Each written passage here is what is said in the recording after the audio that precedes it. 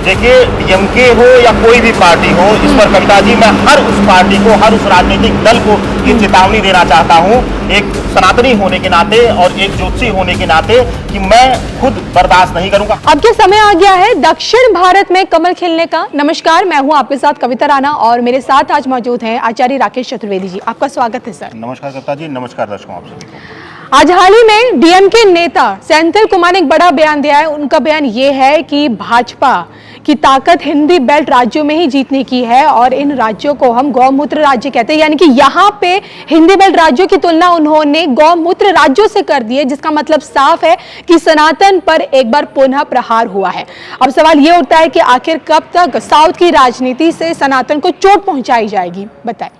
देखिए, दुर्भाग्य है कविता जी, और शायद इस दुर्भाग्य की वजह से ही इस रात्रि वेला में आपका आमंत्रण मिला है और धर्म का विषय था और धर्म नगरी में हम लोग उपलब्ध थे इस समय। तो इस विषय पर मैं खुद आहत हूं कि पूरे इस भारतवर्ष के कालखंड में, जो पूरे राजनीति कालखंड में हमेशा से सनातन को मोहरा बनाया गया है, हमेशा से सनातन के इष्ट देवों का चेहरा और उनको मोहरा बनाया गया है अपनी राजनीति चमकाने का।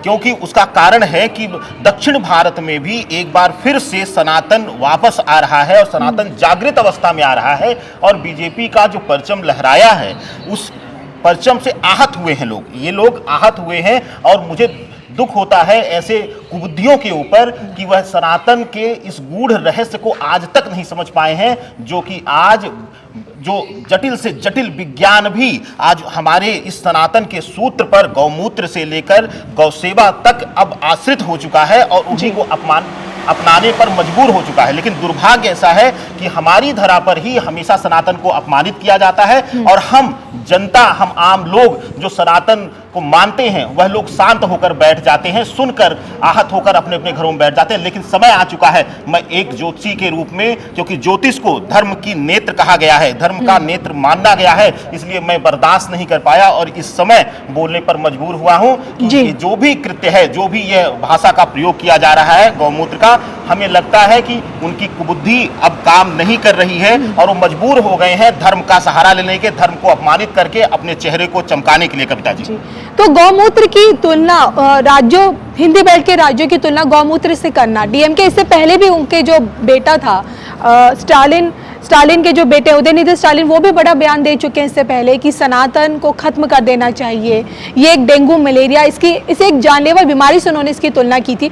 मैं आपसे जानना चाहूंगी कि डीएमके का इतिहास हमेशा से रहा है कि सनातन के खिलाफ ये पार्टी बोलती आई है, सत्ताधारी पार्टी है, अब इसका भविष्य अब आगे किस ओर देख रहे हैं आप?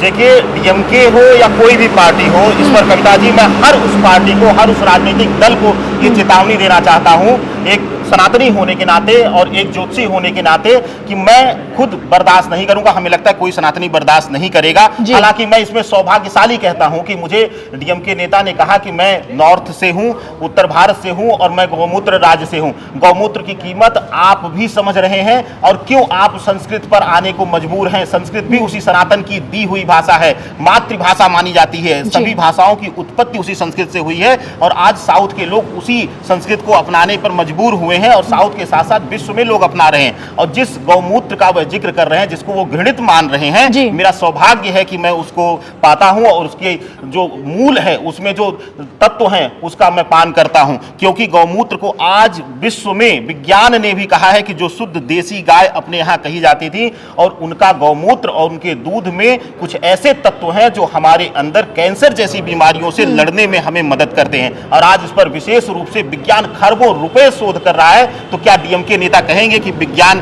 भी गौमूत्र के समान है, या विज्ञान को भी ये निचले स्तर पर मानेंगे? क्या विज्ञान को भी अब यह उसी अंधभक्ति में ले देंगे कि राजनीति के चक्कर में आकर ये किसी को भी गाली देना शुरू कर देंगे? इनको अपने अंदर सुधार करना है, नहीं तो जिस तरीके से अन्य पार्टियों का पतन हो रहा है उत्तर भारत में, वैसे ही शायद अब डीएमके पतन की राह पर चली गई और साउथ में शायद नामो निशान तक ना बचे इनका। क्या लगता है अब साउथ में कमल खिलने का समय आ चुका है? क्योंकि जहां जहां सनातन का अपमान हुआ है वहां पे कमल खिला है, क्योंकि वहां के जो हिंदुत्ववादी लोग हैं उन्होंने भाजपा के लिए आगे वोटिंग दी है और समर्थन भी दिया है। क्या लगता है अब साउथ में समय अब आ गया है क्या? देखिए कविता जी, आपके साथ कई बार इस मंच से हमने बोला है, मैं खुद दुर्विरोधी हूं। जो भी लोग सनातन के विरोध में, चाहे वह भाजपा के लोग रहे हों, चाहे कोई भी रहा हो, और आप ही के साथ हमने कुछ भाजपा के नेताओं पर भी कटाक्ष किया है जो नकली चेहरा पहनकर, नकाब पहनकर सनातन का रक्षक बनने का प्रयास करते हैं और वही दहन करते हैं। लेकिन जो डीएमके का यह कृत्य बार बार किया जा रहा है, इससे साफ जाहिर है कि वह सब आहत हैं। और दूसरा आपको बता दें कि दक्षिण ही नहीं, जहां जहां ये लोग धर्म की राजनीति करेंगे, क्योंकि अब वर्ष जो है, जो 2020 के बाद से जो वर्ष रहा, वो कट्टर धार्मिक वर्ष है और फिर से सनातन की उदय। और जो कह रहे हैं कि सनातन को समाप्त कर देना चाहिए, जिस दिन सनातन समाप्त होगा उस दिन डीएमके क्या, डीएमके के नेताओं के कुल से कोई नहीं बचेगा जो इस धरा को देख सके, इस धरा पे नेत्र उसका बचे, क्योंकि मूल ही समाप्त हो जाएगा। सनातन ही मानवता का और जीव मात्र का आधार है, और जिस दिन सनातन समाप्त होगा यह धरा जो है वो प्रलय के अधीन हो जाएगी। कविता जी, तो डीएमके सांसद हों या इनके पिता हों या इनके बेटे हो, कोई भी हो, बेटे हो,